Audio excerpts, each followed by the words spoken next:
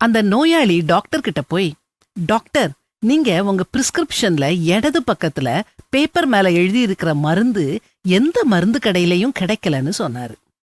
Doctor பிரிஸ்கிரிப்ஷனை வாங்கி பார்த்துட்டு, ஐயோ இது மருந்து இல்ல, என் பெண் ஒழுங்கா எழுதுதான்னு பாக்குறதுக்காக நான் லேசா கிறுக்குனேன்னு சொன்னாரு.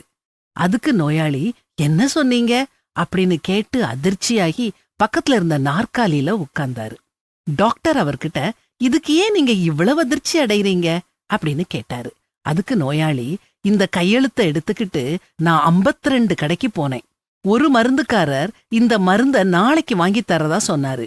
இன்னொருத்தர் இந்த கம்பெனிய மூடிட்டாங்க, இன்னொரு கம்பெனி இதே மருந்த தயாரிக்காங்க, அத வாங்கி தரவான்னு கேட்டாரு.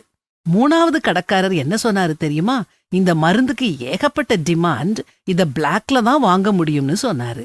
4வது கடைக்காரர் சொன்னதை கேட்டு எனக்கு மயக்கமே வந்துட்டுது. இது கேன்சருக்கான மருந்து, உங்க வீட்ல யாருக்கு கேன்சர்னு கேட்டார்னு சொல்ல டாக்டர் தலையில கைய வச்சு உட்கார்ந்துட்டாரு.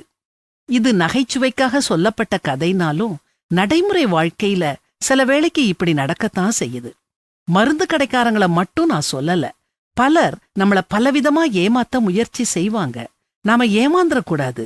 இயேசு தம்முடைய சீடர்கள் கிட்ட இப்படி சொன்னாரு, ஆடுகளை ஓநாய்களுக்குள்ளே அனுப்புகிறது போல இதோ நான் உங்களை அனுப்புகிறேன். ஆகையால் சர்ப்பங்களைப் போல வினா உள்ளவர்களும் புறாக்களைப் போல கபடற்றவர்களுமாயிருங்கள்.